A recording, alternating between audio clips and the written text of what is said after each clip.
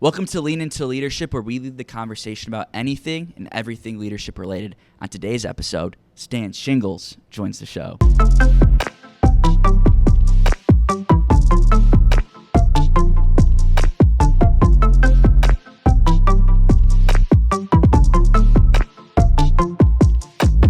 Welcome back to Lean Into Leadership. This is episode 15 of our show.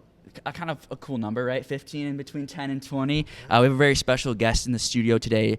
Brandon Skiles here, your host. Stan recently served as the Vice President of Student Affairs at Central Michigan University.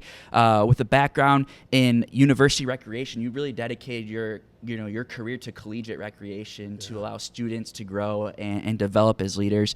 And a lot of people say you have a very strong passion and purpose for building community and mentorship. And you've given so much time and energy to folks throughout your career. And I'm looking over to my left. Y'all can't see in the video, but we have a Leaders for Life wall. Stan Shingles, your name and image are on that, and there's 7 people on that, and so that's a big deal, right? You've done a lot for Central Michigan and the Mount Pleasant community, and it's a pleasure to have you on the show, and I'm so pumped for a classic Stanversation today. You have to, right? Well, Brandon, first of all, thank you for inviting me. It's a pleasure to be here, and hopefully have some good things to share today. Okay, ready to jump into it? Yeah, absolutely. All right, first question, Stan. What does leadership mean to you? Well, I believe that leadership is not a position, it's an action. I think we have the opportunity through our various experiences, our lived experiences, to develop leadership skills first. And oftentimes, we have no idea that that's what we're doing. It's just a part of the experiences that we're having, whether we're young kids and the roles that we play as kindergartners or first graders or third graders.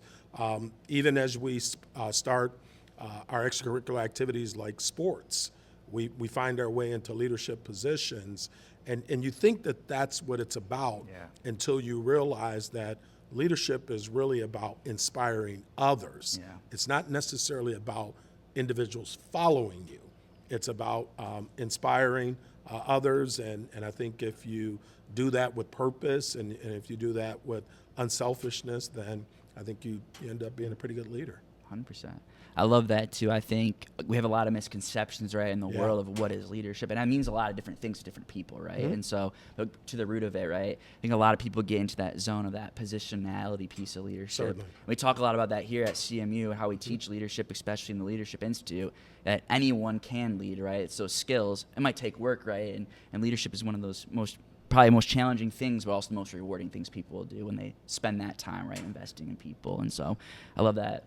What that means to you and things like that. So you found your passion at a young age. You shared that in conversations we've had before off camera.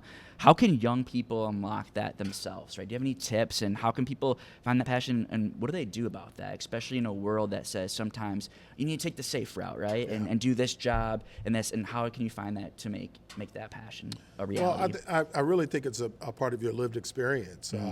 We use words like engagement.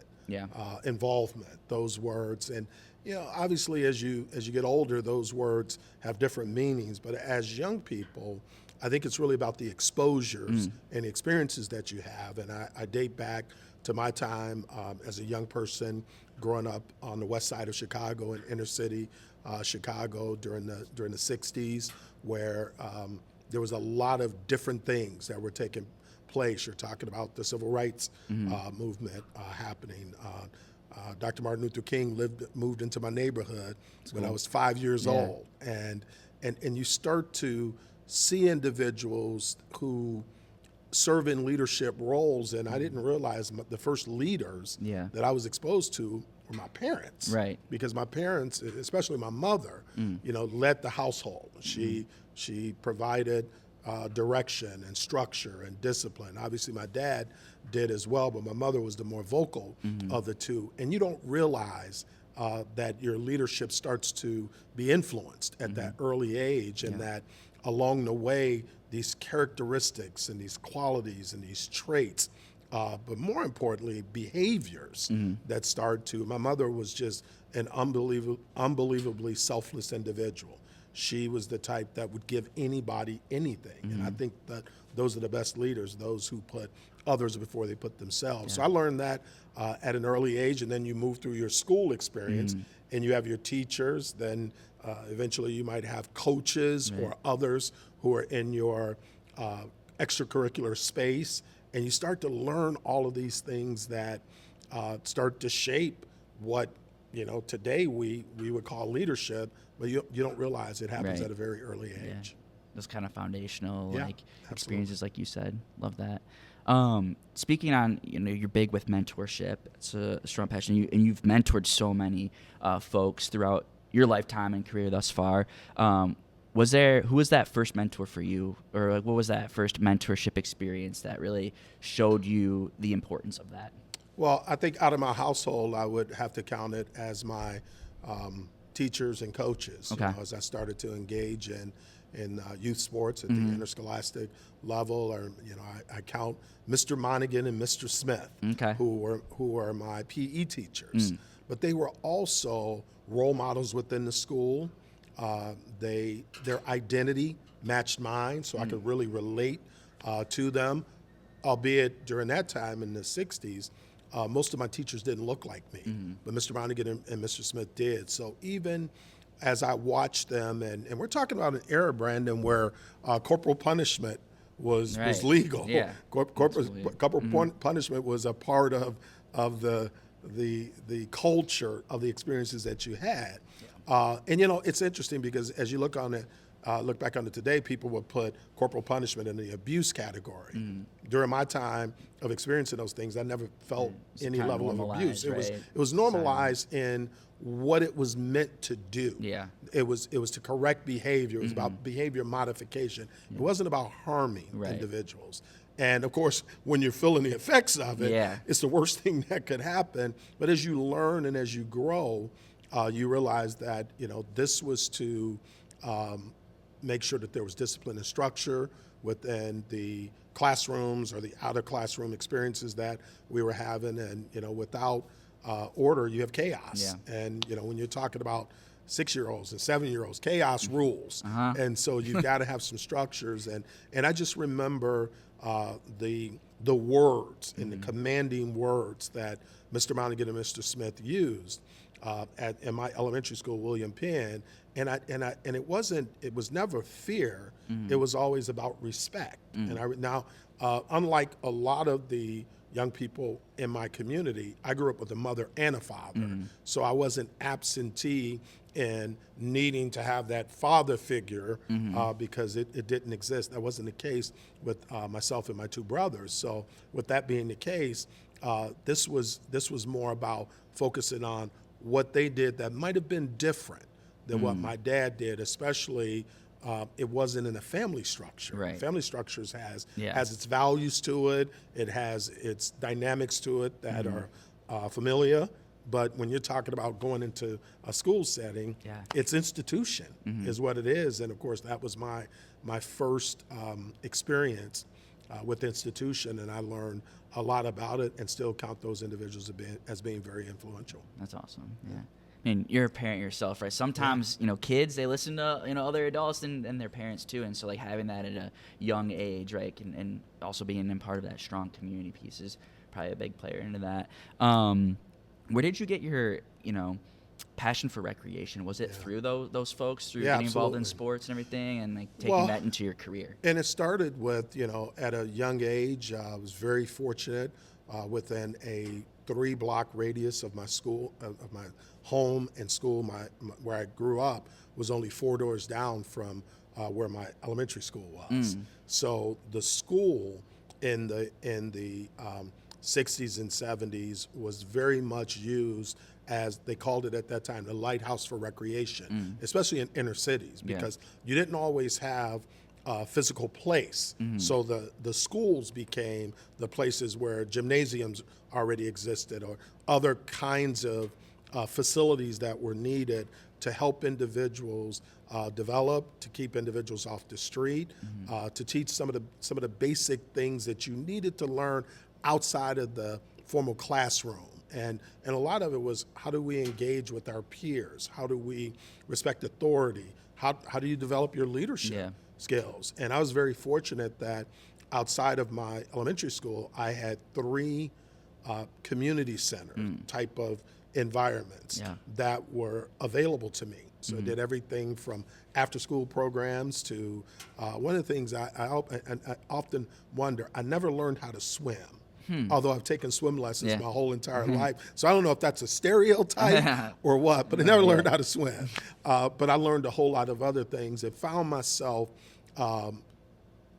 emulating a lot of what I saw in those leaders who were organizing physical education or those extracurricular programs, and how they organized and structured things. I found myself doing that in the playground. Just emulating what and imitating what I saw in them. So my passion for recreation stemmed from the fact that those centers that I mentioned were safe spaces. You know, I grew up in a community that was gang infested, lots of poverty, lots of challenges within all kinds of family structure, and I was shielded from that because I engaged in these things that helped me to understand the importance of discipline. But I had a lot of friends who had those same opportunities, and they chose different paths because I don't think they had the same family structure that I had. There was lots of discipline in our home.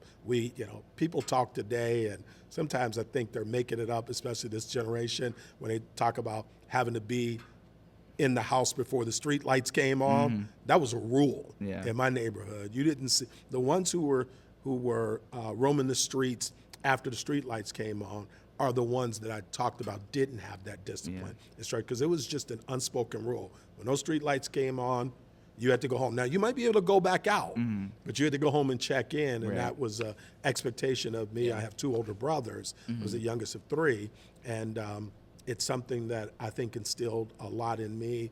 And my mother always said, there's nothing before homework. So in order to get to those centers, I had to come home and do my homework first. Then I got to go. So it wasn't a right, it was a privilege. And you didn't get that if you didn't take care of business first. Absolutely. Thanks for sharing that story. It's cool. Sure. I think too, it's like that goes to the perfect example of people don't always follow what you say, they follow what you do, right? You are kind of taking those pieces from folks in those roles at those rec centers and taking those positive qualities and finding ways to infuse them in your life at a young age, right? And again, probably even at that time, maybe didn't realize that until you reflected on that at a later point. But I think, thinking for folks that are, leading or would like to be in those roles or those opportunities and experiences, like keeping that in the back of your head, like people are very observant, right? It's like that idea of like someone's always watching, right? Like that character piece.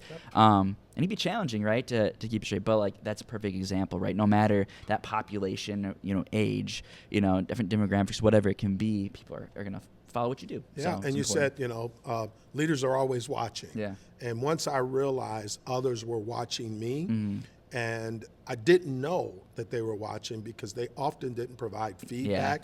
Well, unless you were doing something you weren't supposed to be doing. But oftentimes they were seeing who was going to be responsible, who was going to be respectful, who were going to be the ones that were going to show up. If you said be there at 6 o'clock, they had to gauge who's going to be there at 6 o'clock. And I oftentimes, without raising my hand, found myself being selected as the one to be there because I think one of my greatest strengths is responsibility. And not necessarily timeliness. I have a problem sometimes with being on time. Me too with that. That's been a lifelong challenge for me. I don't know. I always say it's not 6, it's 6-ish. And so I found myself being the one that got chosen, and I believe that when we're given so many different opportunities, it shapes us in so many different ways that provides and open doors for us that we never imagined. 100%. Speaking on taking advantage of opportunities, right? I think a lot of these viewers are probably in college, right, or looking to be. There's also adults out there as well, or I mean, college because they're obviously adults, but, and maybe the professional career. But you always had this messaging, I remember, as I got to know you your last couple of years here at CMU, and it was whatever the tuition credit number was. Right. Of course, it's risen up, $4.99 right? right Yeah, $4.99, right? $4.99. Get your $4.99, right? And, Right. you talk about making the most out of your experience. What have you seen while working with young people that have done that, and where are they at in their life today because they took that, and some of those, do you have any examples or stories and how important that really is to make sure you take advantage of so many opportunities, whether you're in college, you're in your career, you're still in high school, whatever it might be? Yeah, it's interesting. I know before we went on the air here, we were talking about Romello Ellis. I did a presentation recently outside of CMU, and I used Romello as an example of an individual who, because I always say in our inception, when we're born, we're just ordinary individuals. I think everything that we become is shaped by the experiences that we have. And so I met Romello when he transferred here from Lansing Community College. Didn't know anybody, came here, and from the day that I met him, he started his engagement. Yeah. And you see the results of that. He didn't turn down, and actually, and you're aware of this, Romello and I did a presentation for our Men About Change mentoring group, and we talked about, the ROI on that now $4.99, and taking advantage of every opportunity that's available to you. Because most of us in our beings, we're ordinary people. What sets us apart is taking advantage of extraordinary opportunities. Yeah. And when we do that, it grows us, it develops us, it expands our thinking and our knowledge, and more importantly, allows us to influence others. So I can use Romello, who obviously was a part of this area and who took advantage of every time I would see him eating, I would say, getting a rebate on that $4.75, and we'd laugh because it was less about the transactional value and more about immersing yourself in the experiences and making sure that what I was saying to Romello and others is, don't sleep on your experiences. Take advantage of them, because the experiences don't knock on the door and wait for you to get it. They just say, hey, here it is. And then, and today we know communication is delivered much differently. So the invite may not be, a Stan Shingles or a Brandon Skiles saying, hey, come to. It may be a social media post. Right. And you look at the social media post and you can say, it's 32 degrees this morning. And that could be a good excuse. Or you can say, no, I could put a coat on and let me go there, because you never know how transformative that experience might be for you, who you might meet, what you might learn, what could be an outcome that you never expected. It's so funny. I always believe that God works in mysterious ways, and I'm sitting in my office a year ago, prepping with Romello for our presentation with Men About Change. It's on a Sunday night, about 8:30, 9 o'clock, and all of a sudden his computer dings. He looks at his computer. He goes, "I just got a scholarship." I said, "You what?" He said, "Yeah, I just got an email from financial aid, and I got a scholarship that he had applied for, and he had kind of forgotten about it. And then all of a sudden, it was awarded. Bonus, right? Yeah. And the irony of it was, because now we could tell that story, because we just happened on a Sunday night. Yeah. This is a true story. Yeah. His computer I remember him telling me about that. Yeah, he looks like, at it, Stan, and he goes, "Wow!" And it was a $500 scholarship, which supported his ability to study abroad. Yeah. And because he was looking for the resource, and boom, out of nowhere. And I just said, that was supposed to happen. Yeah. But what if he didn't apply Right. for that scholarship? Right. What if he didn't have because the scholarship didn't say money for study abroad. It was a scholarship that was, a general scholarship that you could use for educational purposes, including study abroad. And so I use Romello as an example because I think he is I think he's living proof Yeah. of if you take advantage of the extraordinary opportunities that are offered. And as we know today, he's still living abroad. I think he's living the dream. Yeah. I'm like, I'm going to Europe in a week. I've never been to Europe in my 60 plus years on this planet, and he's been Different continents at this point, different right? Yeah. Yes, and So- but think about it. If he doesn't come to CMU, if he doesn't embrace the experiences that he had, not only in the classroom, Yeah. but outside of the classroom, how does he get there? Right. What's his gateway? What's his vehicle? And we're right now a part of the legacy of Romello Ellis because he partnered with you to create this podcast. Yeah. Mellow moment, man. A mellow moment. I like that. That used to be our little snippet. He'd come on the show. Mellow moment. I like yeah, that. So, yeah. So he's a good example because many who may be watching this will remember him. Yeah. But I can go back to scores and scores and scores. I have former students and graduate assistants who are college presidents today, individuals who are at high levels in corporate America and other VPs in higher education. So there's a lot. Dr. Patterson Stevens had the opportunity to work with her when she was a freshman and a sophomore. She worked with us in University Recreation as a young person, and now here she is, the vice president for University Engagement and Student Affairs. Who I would have never guessed that. She was brilliant in her when I met her as a freshman, but she had no interest at that time in higher education. And then people come into her life like Dr. Bob Newby and others and start to shape her future of where she's going, and that leads her here today as a vice president. I think it's always a joke, right? You come to college not thinking you could work in a college, but like there's people that work in a college, right? That's what I always tell people, right? But you find that excitement. To that point, Brandon, one of the craziest experiences that I had was I had the opportunity about 15 years ago to interview at my alma mater, Illinois State, and they were opening their new rec center. They were building it, and they were hiring an executive director, and they talked me into applying. I went down, and I'm in my last interview with the vice president of student affairs, and I'm sitting in the VP of Student Affairs office overlooking the university quad, and I date all the way back to my freshman year. And you talk about getting imposter syndrome. My first thought was, are they going to take me serious? I was the guy that used to run around this quad, and I've never been a troublemaker, but it's almost like I was just that. And I was 17 when I went to college, and I'm just thinking, is somebody going to take me serious? Now, of course, it's 30 years later, but just in your mind, that little bit of insecurity about because I never in a million years thought I would be working in higher education. My academic mentor saw that in me and poured a lot, and he wanted me to be a professor. And but I found my place and my purpose that worked for me.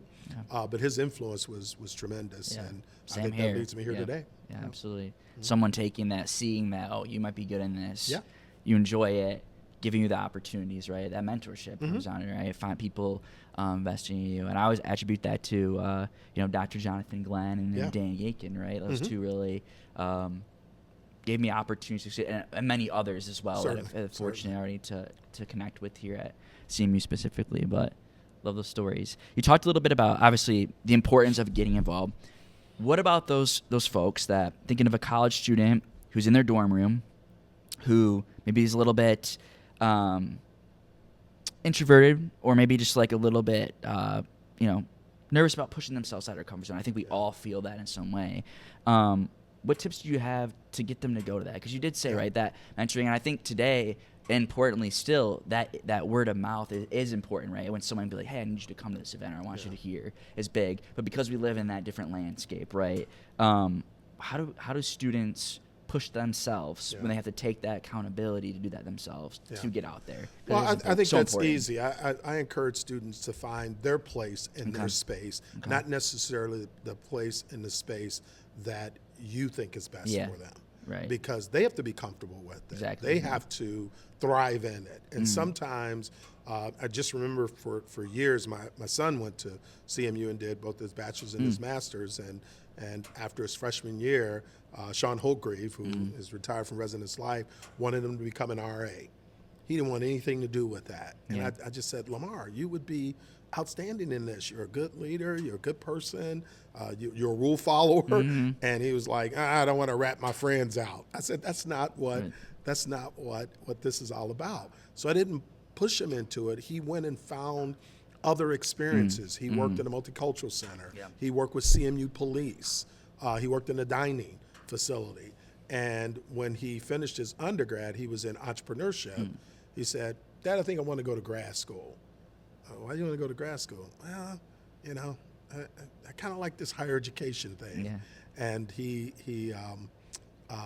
decided to go the residence life route. He had never worked a day in residence life when he finished as a graduate student. So and his first position was as an RHD, residence hall director at Hamline University in St. Paul, Minnesota. And he's had a career in higher education, just started a new position on Monday at a 2-year college. And I would have never thought, although it's in his DNA. Right. He's been around this. He went to laboratory school at Illinois State from first grade to 8th grade, and then University High School for 4 years. So the university is in his blood. He was on a college campus his whole entire life.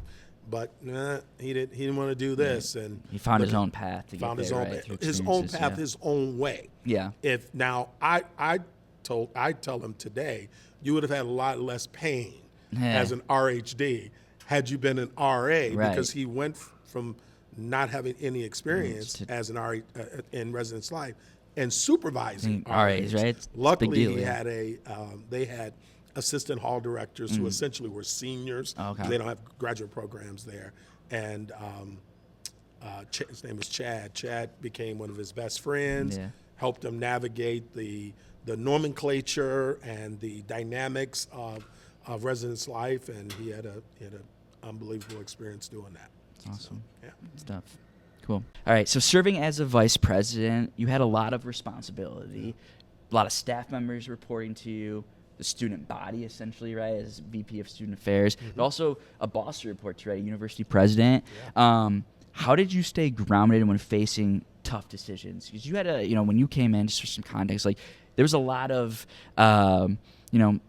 changes that needed to be made, and specifically at that time, the Division of Student Affairs. And so, how'd you go about that, right? And I guess also throughout your career too, right? Not just as your vice president. Well, I think it starts with we is greater than me, and when we think as leaders that we can do it all by ourselves, those are the leaders that normally.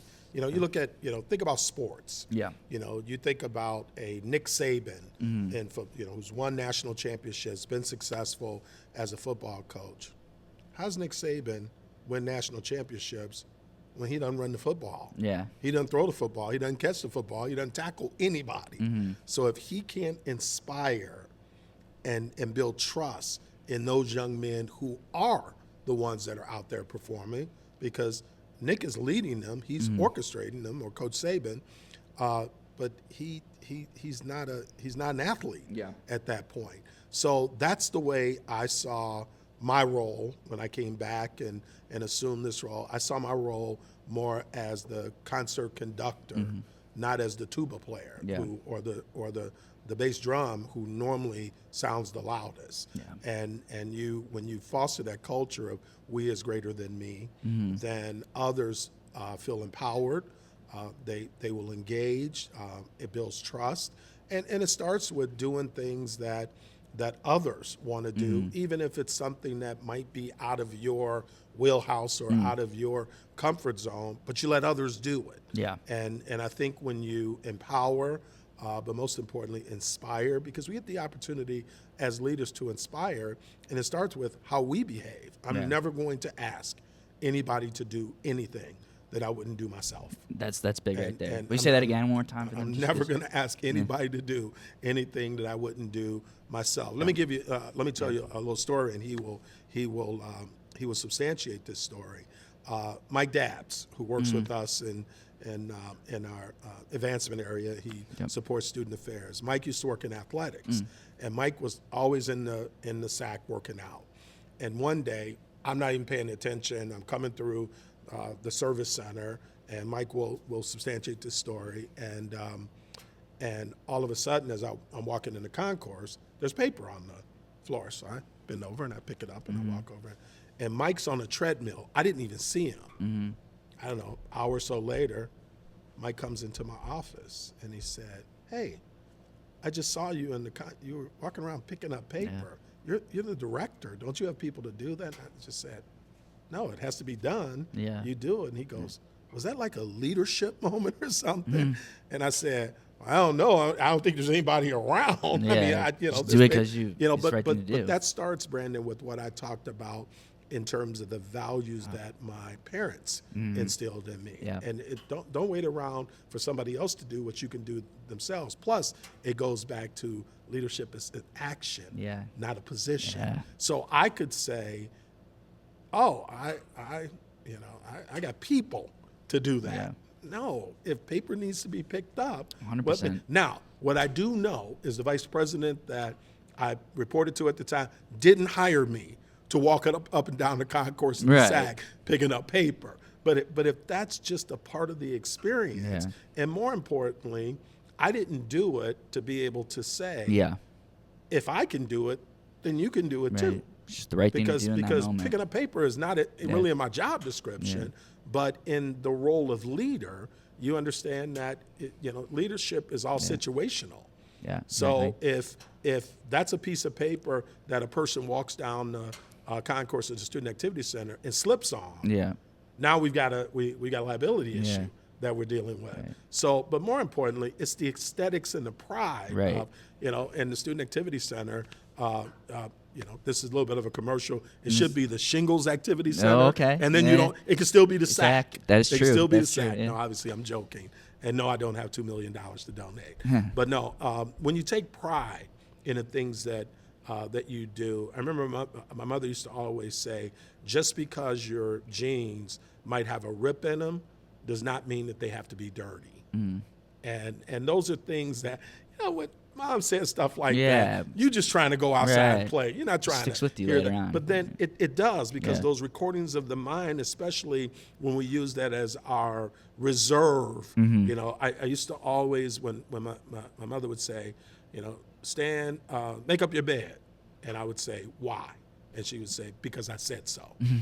And in the 60s, you didn't, there wasn't no talking back, there was no negotiation. You did what you were told. And I used to say, that's child abuse. And then I remember the first time when my son started doing things that I didn't think he should do, and I didn't have a compelling reason for why he shouldn't do it. You know what I said to him? Because I said so. Yeah. And I'm the parent and you're not. And he used to say that's child abuse. And it's not, it's parenting. And sometimes we have to know what's best.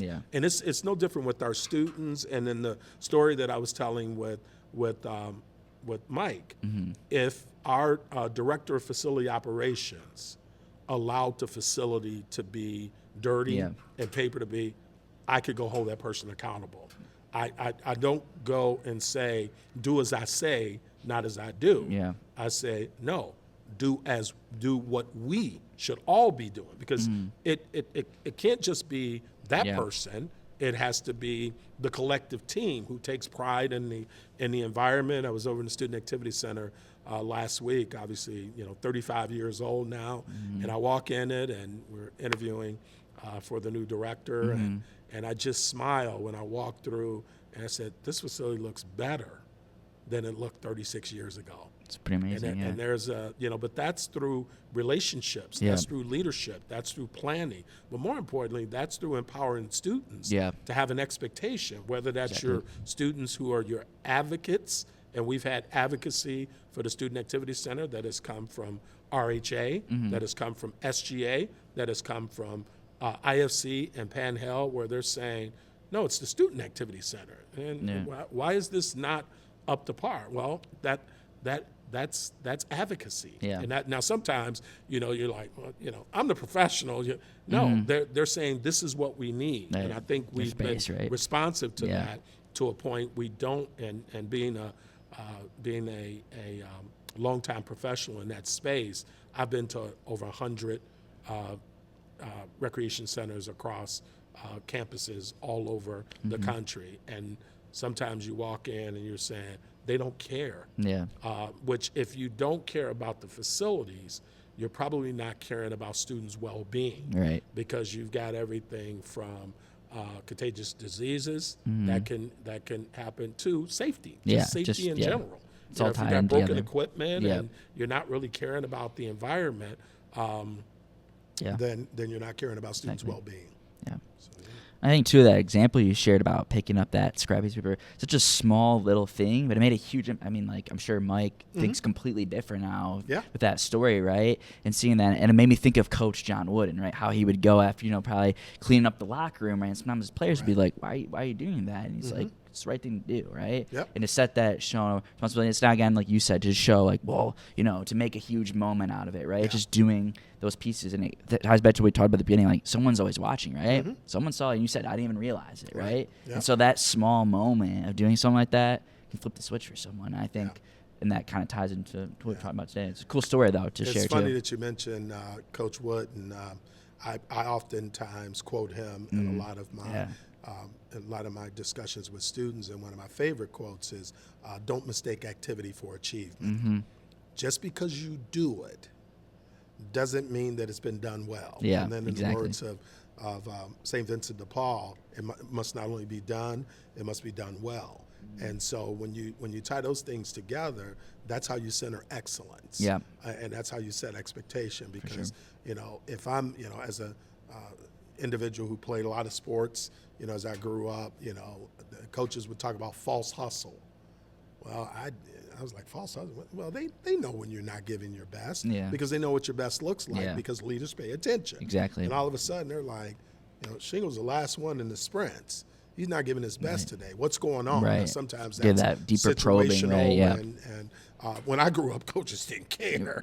It was very, very different than it is today because with health and safety being at the forefront of most, we pay a lot more attention to those things than we used to. Sure. And again, too, I think that's that big difference, right? That relationship building you've also indicated on with leadership, right? Knowing the people you're working with or around you, and paying attention, and that takes a lot of work. Sometimes that's its own job in itself, right? Outside of your daily responsibilities, but it's so important. And so if you could find ways to do that.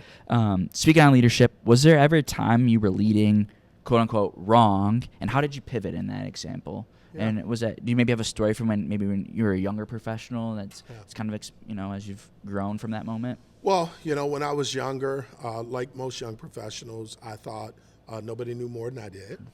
I thought I was right all the time, and I had supervisors and leaders that helped to hold up a mirror to help me understand that, one, you're not always right. Your opinion is your opinion, and you're entitled to it, but it doesn't mean that it's the only way to do it. And so sometimes it takes tough love, and it takes mentoring. And I was the type that, I always felt like I came from good stock, but then all of a sudden, as we search for our individual identities, we try to break from those things so that we can say, I made myself. Right, My no, own, you right, didn't. No. We're all the product of the sum total of our experiences. Yeah. And once I realized that, I realized embracing those who came before me made me better than denouncing those who came before me, to give me a sense that I stand on this by myself. Yeah. No, nobody who's successful does it alone. Yeah. And I think most leaders will tell you where their support and their successes, come from others and their influences and support as well. So there are a lot of, I've had a lot of supervisors, I've had a lot of mentors and coaches, and I failed a lot. But one of the things I learned early is I didn't like the feeling of failure. Yeah. So I always worked and we're going to fail, by the way, because somebody, in many instances, we're not even the ones that are evaluating. Right. We think, I remember when my son came to CMU, I wanted to use him as my litmus test for new ideas, and I would say, hey, Lamar, what do you think? I'm gonna try this. He'd be like, Dad, if you do that, I'm gonna change my last name. Because I thought it was a good idea. Right. But the generational differences, and he was like, no, that's not a good idea.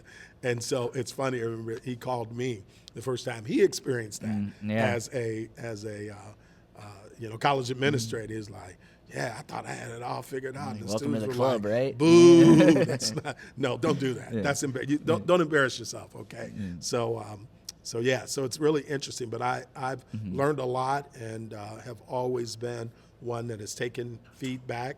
I don't see feedback as criticism, although sometimes it comes in a form of criticism, so you have to have the ability to filter through some of the negative, if it is criticism, and find what the message is, because sometimes, and I remember hearing this when I was participating in sports, don't listen to how the message is delivered, listen to the message, because sometimes how the message is delivered is harmful, whether it's delivered in epithets or whether it's delivered in a loud voice. Don't listen to how it's delivered. Listen to the message. So in that message is you can do better. But I'm saying, but you just screamed at me. Yeah. And so I think we learn a lot as we move through the various experiences that we have. Most definitely. So you've been very successful over your career, right? Success means something different to everyone. And even like that feedback piece you just mentioned, where it's like, giving and receiving feedback, completely different skills, right? We don't always think that. We've talked about feedback on this show before, but it is so important.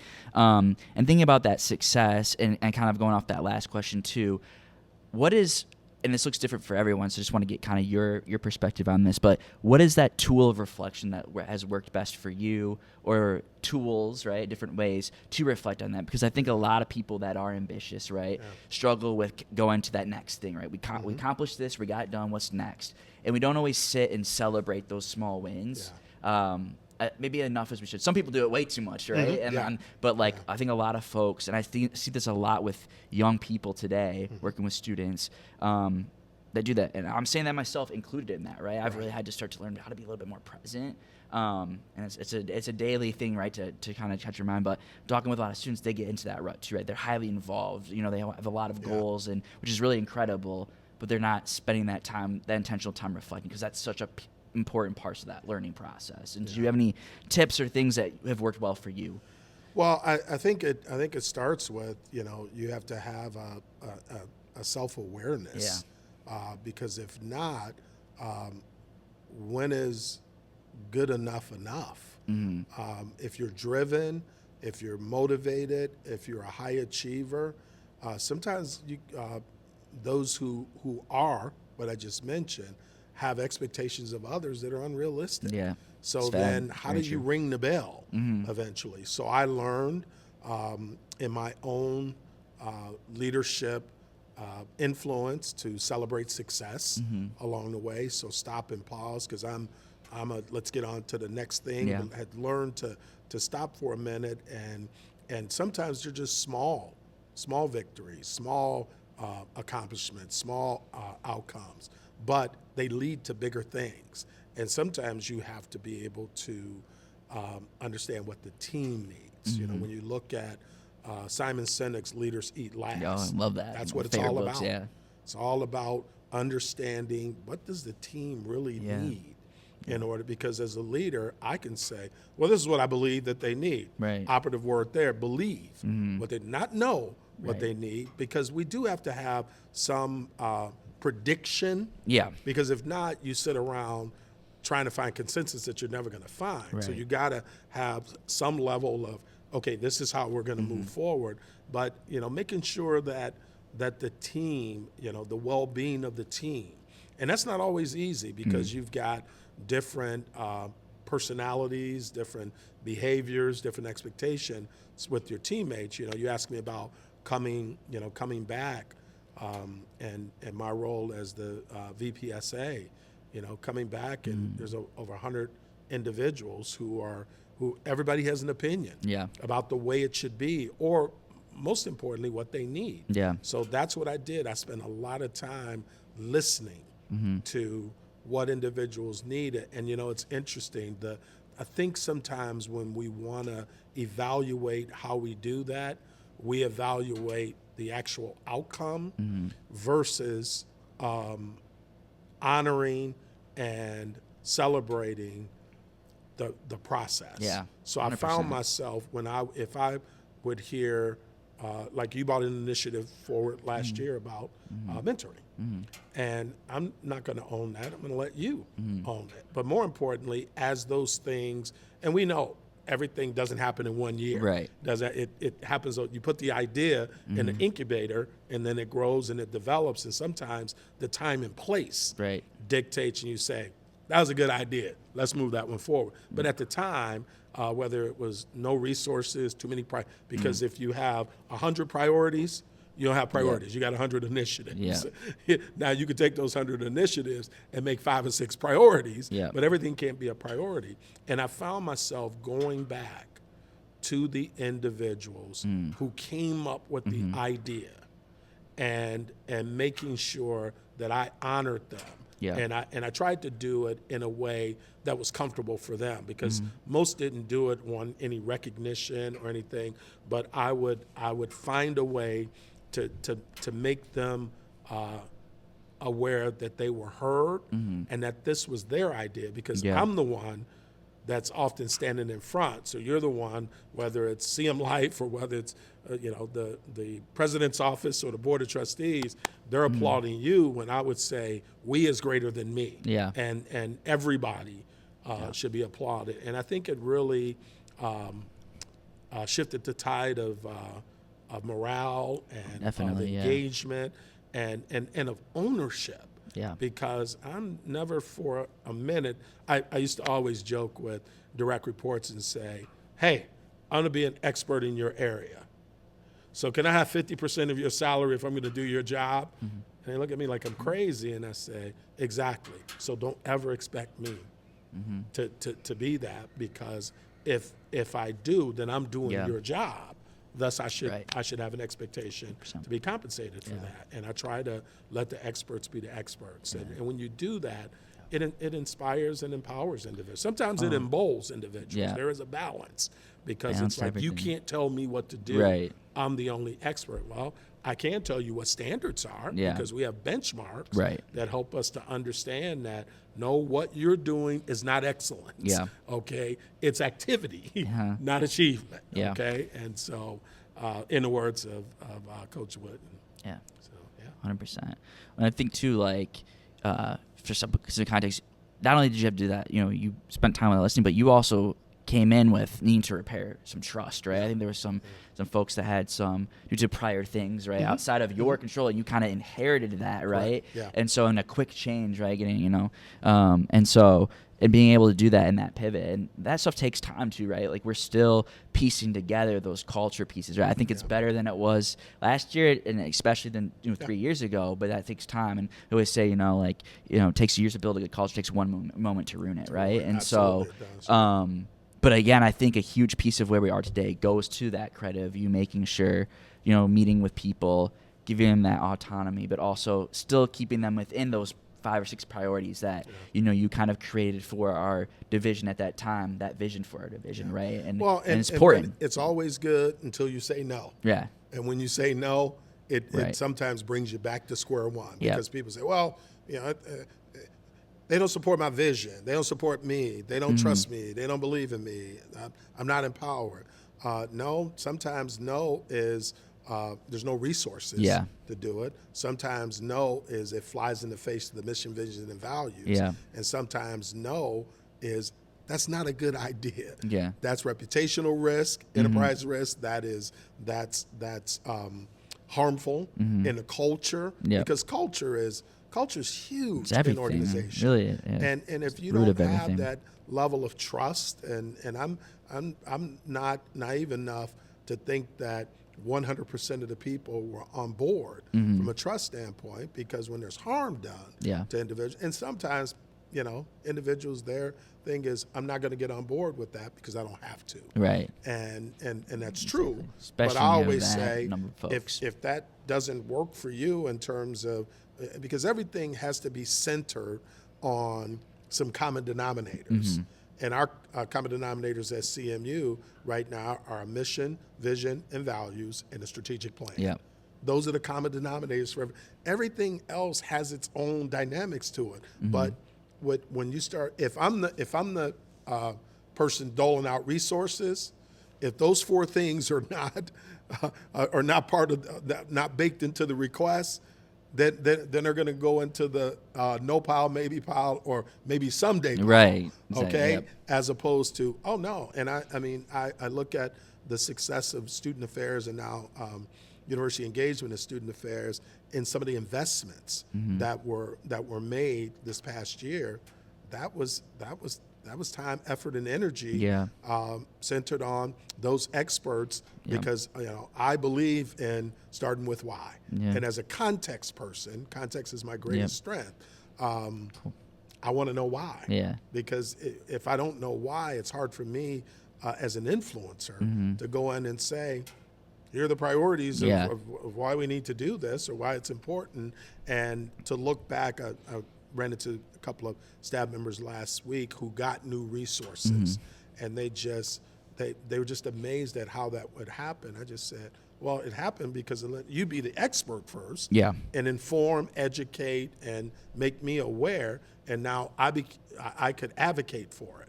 And one of the areas that I'll mention without any challenges is eSport.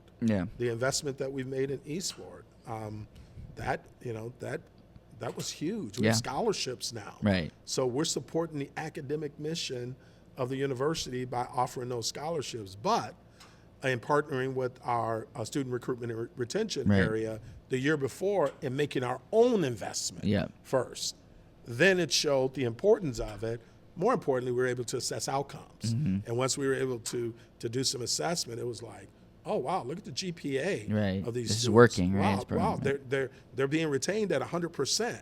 Then you make those investments so and now it's been institutionalized. And obviously Luke Tice, who directs that program, he's the expert.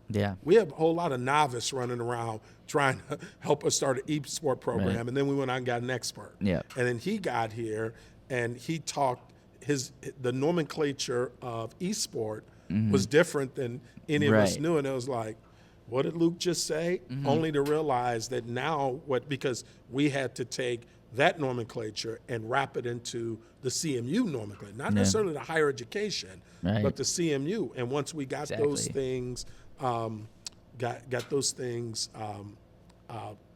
aligned, then you get to move forward with some very positive results. And those students in that area, just like all of our areas of engagement, it's a community. They're phenomenal as students in their engagement. Yeah, we all want to win, but at the end of the day, 10 years from now, nobody's going to remember who won. But those students will never, it's the old Maya Angelou. We don't always remember what people do or what they don't do, but we always remember the way they made us feel.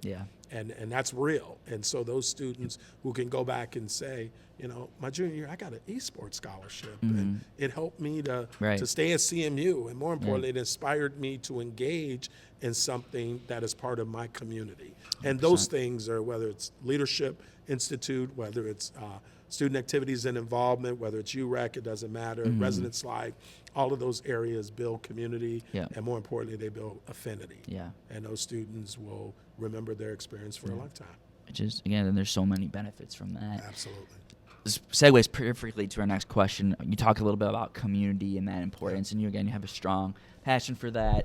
You've done that through various ways, throughout, your career and life. And so, but I think we can look at the world right now and we see that there's a lack of community, right, for a lot of folks, for a lot of different reasons, right? We see a lot of polarization from different ideals. We live in a world that has a lot of distractions, right, than most before we've ever seen. But I think on the flip side of that, we see a lot of people that are looking for this, but maybe don't know how to search for that, or maybe to even build their own community, right, with folks. And so I think some of those skills we've seen maybe not as, folks having them coming, especially if we're looking at a college, young adults, and these are obviously general terms, than maybe that we did before. And so knowing you having the strengths in those community building initiatives and having a lot of experience in that, what are some ways people can do that, right? A, either to find community, or B, create community for others? Well, I think it starts with, what are your interests? That's why we have student organizations. The best incubators of ideas in my 36 years here have been student organizations. It started as a student organization, and now it's an administrative office. And I look back to everything from our, obviously we've had long-term Greek life. Well, Greek life used to kind of run itself, if you will, once upon a time. And now we have champions for Greek life to organize. The fraternities and sororities had their community that was fostered by their headquarters. And CMU was just the location. Then we brought that more internal to CMU in the 80s and early 90s to provide more support, direction, leadership development, inclusion, and all of those things that are an active part of what Greek life is today. So I think it starts there, but you also have to have these pockets of opportunity that are institutionalized. That's why we have a RHA, because it gives students organization within pre-prescribed organization within the space in which they live. And if you go back and look at a lot of the individuals who have gone on to very successful careers from CMU in higher education, most of them started in residence life. And I know, being a person who has never had a day of experience in residence life as a student growing up, I've had lots of partnerships. I love hiring residence life people because they're going to understand responsibility. They're going to understand leadership. They're going to understand conflict resolution. They're going to understand emergency action. They're going to understand well-being today. They're going to understand policies and procedures. So those, and I was telling a story about my son. My son's success, although it was not baked in the traditional residence life model. It was baked in other departments that had similar, and he got a bit here. So when he took it into the res life space, he just had to translate it into that new. But he had already done it. I mean, he worked for CMU Police here, and he started with writing tickets.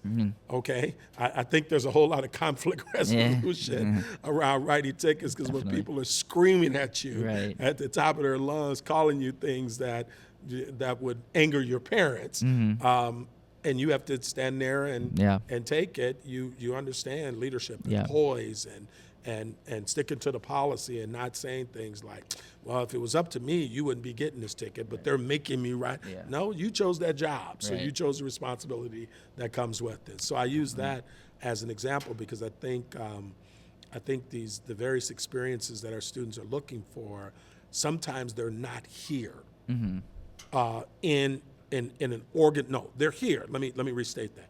They're here. They just haven't been championed. And I look at just the plethora of opportunities that students had today. When I came here 30 years ago, here's an example of what I'm talking about. I sat with Pride, and actually I just ran into B. Taylor. I just ran into them at the Student Activity Center last week. And I was talking with somebody earlier while I was in the SAC about, actually Emma Massey brought up, we were sitting in a room where we had the lavender graduation ceremony back in. And here we were in the Student Activity Center having that. And it's been in the Center for Inclusion and Diversity and some other places. But I sat there with pride thinking, when we built the Student Activity Center and it opened in the fall of 1990, it's probably unimaginable that we would ever have an event like that in the SAC. Although our Board of Trustees, in the naming of the SAC decided to not support naming it the Student Recreation Facility because it would come with the stereotype of recreation at that time with sports. Yeah. It wasn't fitness. It wasn't these they had other, almost that future outlook. Yeah, that name, this right? activity. Yeah. So this the Student Activity Center. So I took my phone out. I took a photo of this packed room. You couldn't get anybody. If the fire marshal would have shown up, we might have all been in trouble. There's a lot of people there. But it was celebratory, and people appreciated having a space that they could come in and be their authentic selves and celebrate. And there were parents there and siblings. And I took my phone out and I took a picture and I sent it to the director who helped conceptualize the Student Activity Center, who was my mentor, who brought me here.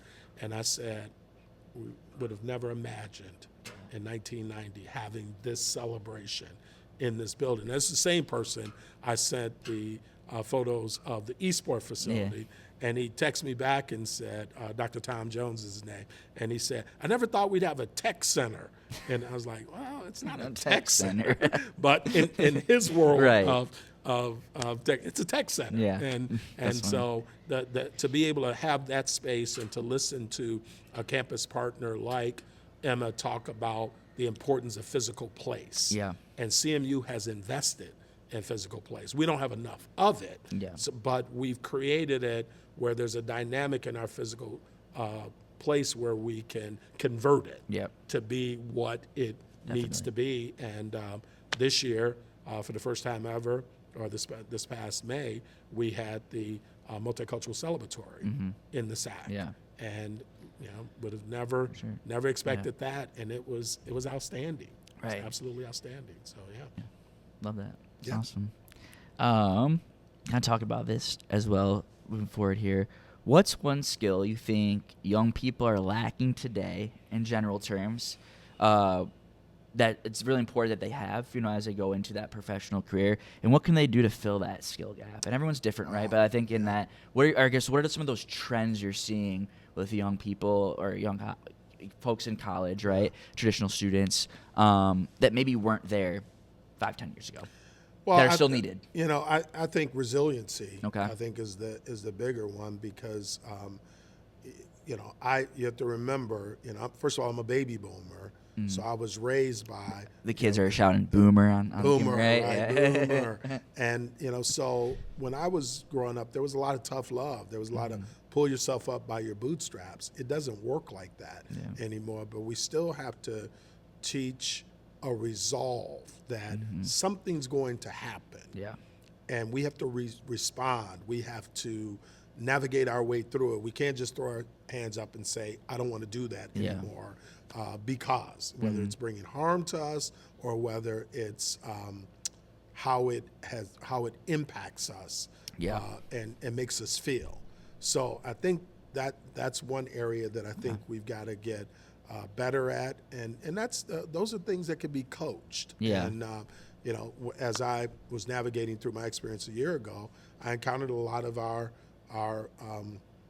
staff who had just there was no resiliency left in them, and I sat down, whether it was at lunch or in their space or in my office space, and I talked to them about, so if you quit, who's going to be here to champion what you believe in? Yeah.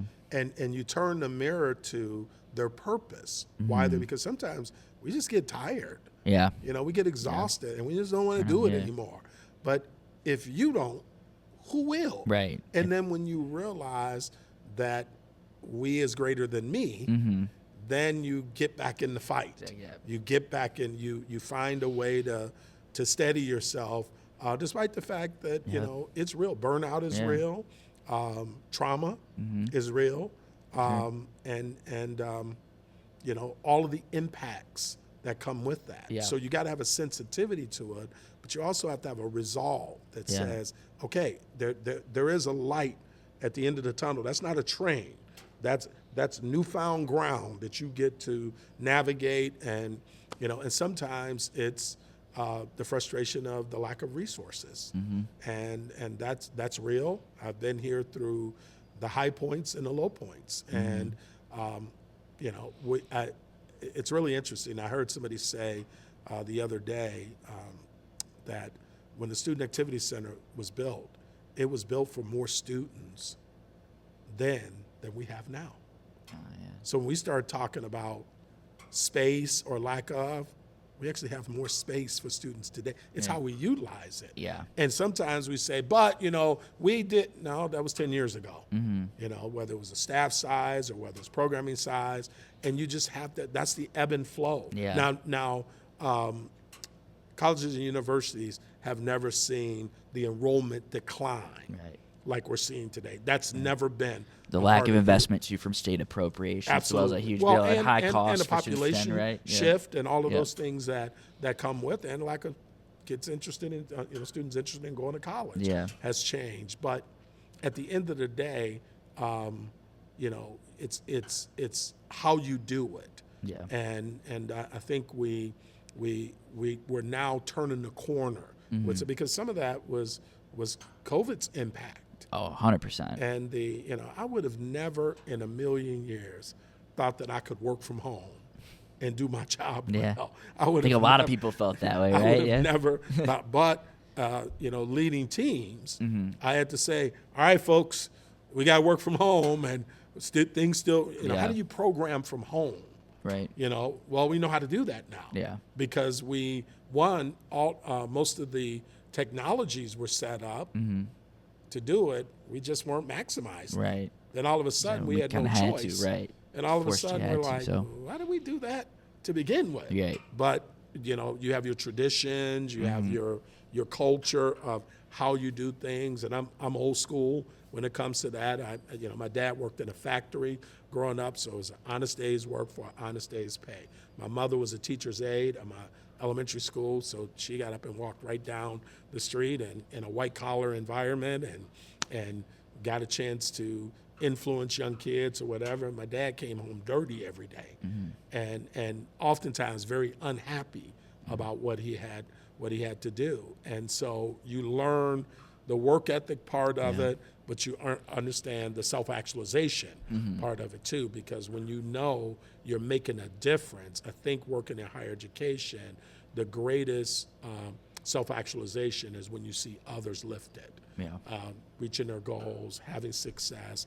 I remember somebody told me, you will not get it until a student that you work with from their freshman year, and then they walk across the stage and I get it now, because I cry every time, because I remember that student who almost didn't make it.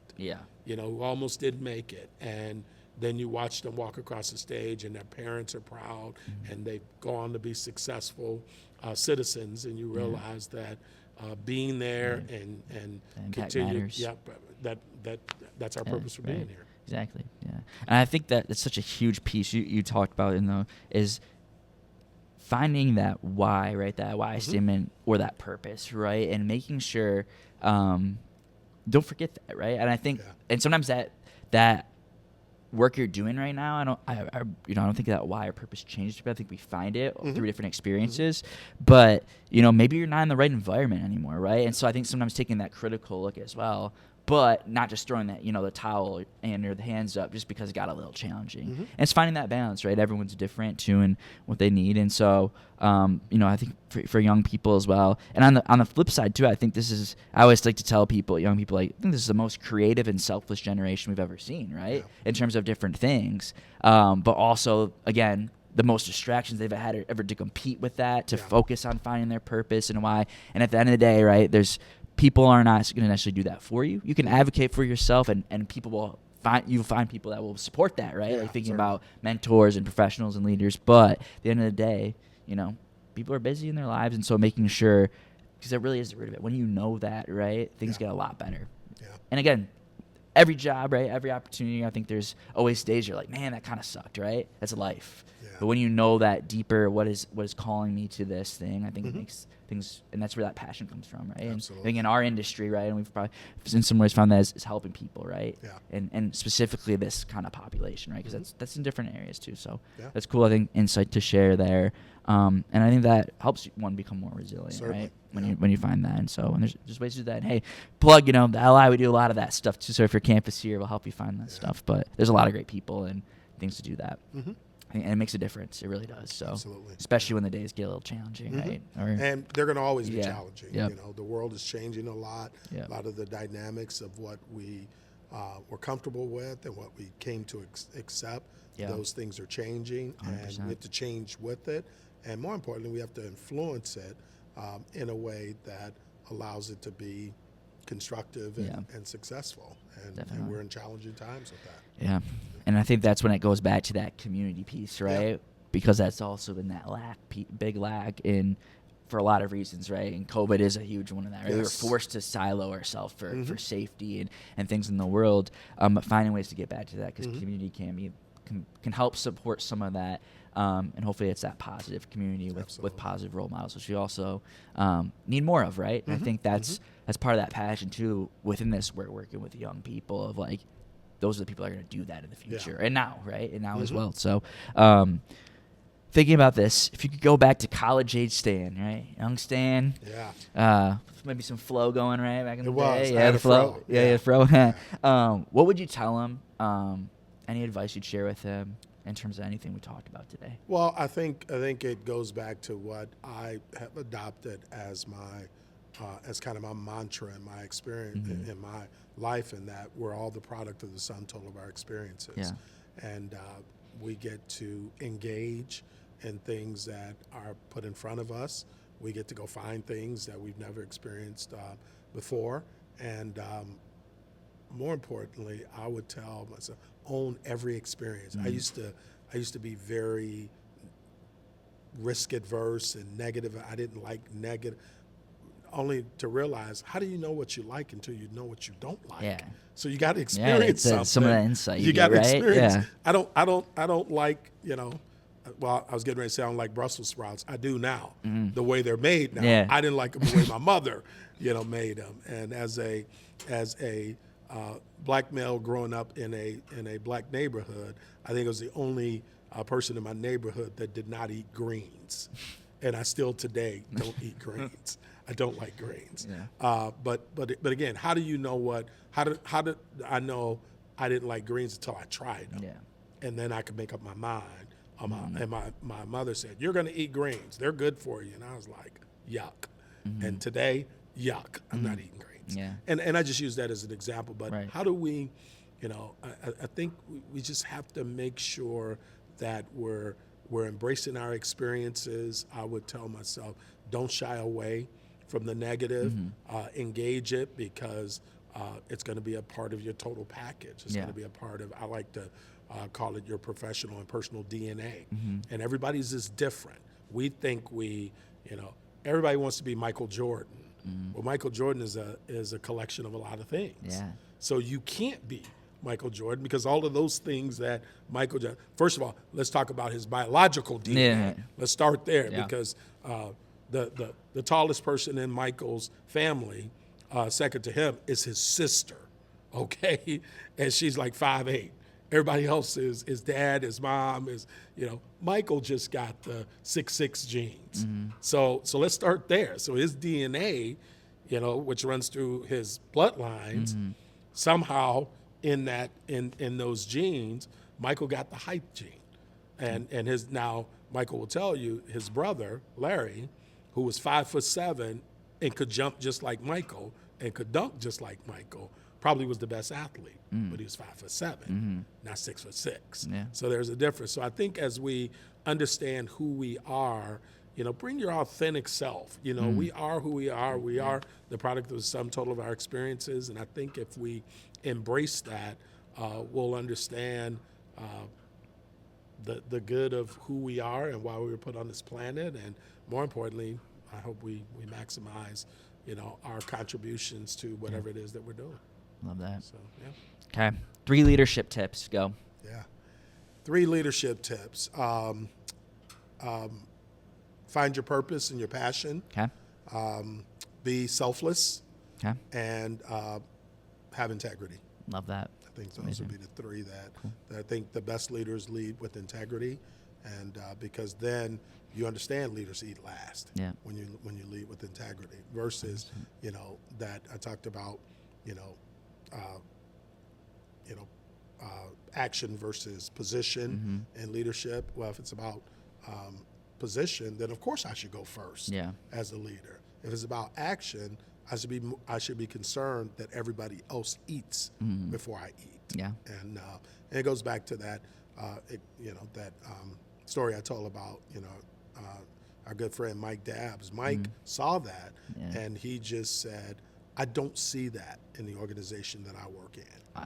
And I just said, wow. And he just said, I'll never forget that. Yeah. I didn't even know that was a moment. Yeah.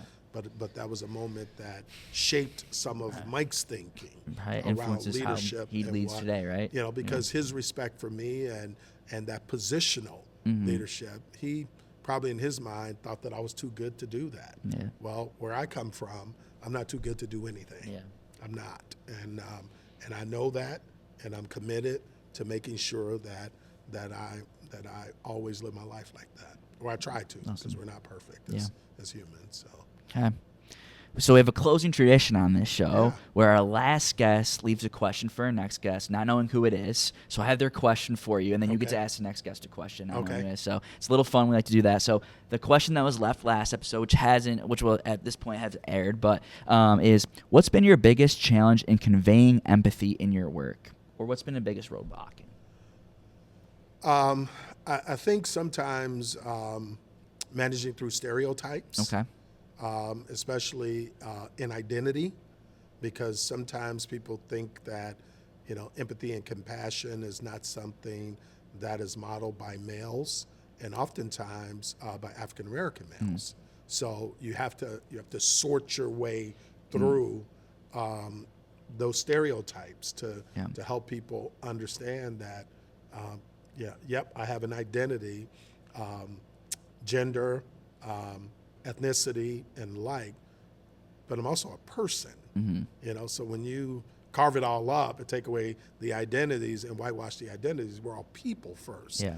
And so that's been a lifelong challenge, because there are a lot of stereotypes that come with that to a point that individuals will have perception of, and sometimes it's, the stereotypes of how, if I say something, it might be perceived differently than somebody who doesn't look like me. Yeah. So I believe I think that because that's ongoing. I don't think you ever get to any positional leadership or any demographic age-wise where you time out of that. I think it's always a part, always present in my experiences anyway. But I understand it, I get it, and you learn how to manage through it as best you can. Sweet. It's a great answer. Yeah. Person who asked that's probably be happy to hear it. All right. What's your question going to be for next? It could be anything in relevance to leadership, what we talked about today, or just what you want to know. Oh, wow. Wow. I have to think about that one for a minute, but let me think.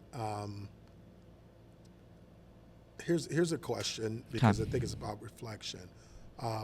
What do you see is your greatest weakness as a leader?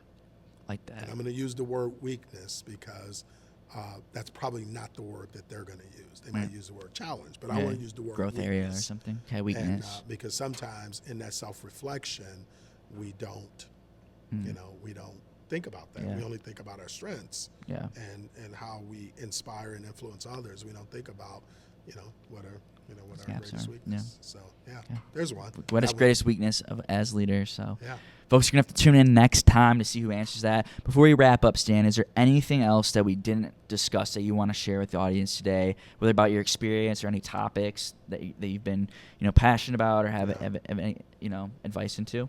Well, I think kind of a last, and I oftentimes use this when I'm speaking to groups and teaching in classes, that we are all the product of the sum total of our experiences, but understand that your journey is not prescribed. I believe that luck is when preparation meets opportunity. I have that in my phone from the first time you told me. I like that. I really believe that, because sometimes, because I count myself lucky.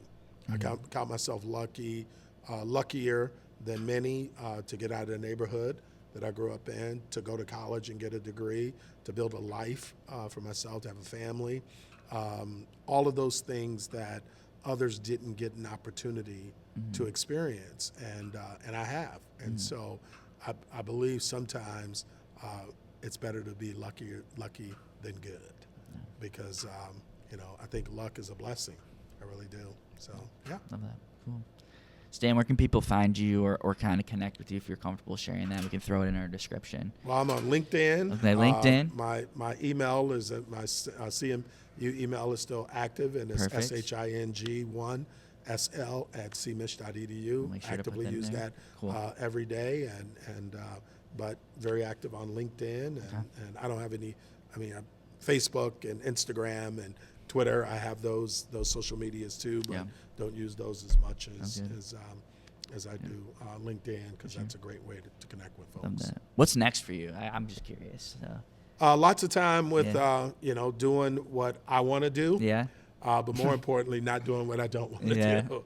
And so lots of travel. Cool. Looking forward to continuing that. I mentioned headed to Portugal here a little bit over a week, and looking forward to that. Never been to Europe before, and hoping to continue to engage and inspire in whatever way that I can. Yeah. And I've had the opportunity this semester to speak in several classes, and cool. I love coming back to campus and walking into a classroom and seeing the next generation of students sitting there eager to learn. And I was talking about LinkedIn earlier, I've not only connected through CMU but other universities as well, and I usually click on my LinkedIn and there's 10, 15 students that are connecting through LinkedIn. So that's really been a good way, because you give students your email. Email seems personal in a lot of ways, where LinkedIn is designed to network. And so all of these students, I spoke in a class a few weeks ago at Ohio University, and more than half the class connected with me after the class, and just had lots of questions. Right. These are individuals who are looking to go into the sports and recreation industry, and they just had a lot of questions, and I was hopefully able to be helpful. That's awesome. So yeah. Sweet. Alrighty. Well, Stan, thank you so much for your time. It was awesome. Always a pleasure to chat with you. Thank you, Brandon. It's really cool insight. All and again, check it out. Thanks for watching and tuning in to Lean Into Leadership. For now, keep leading the way, and we'll see you next time. Peace.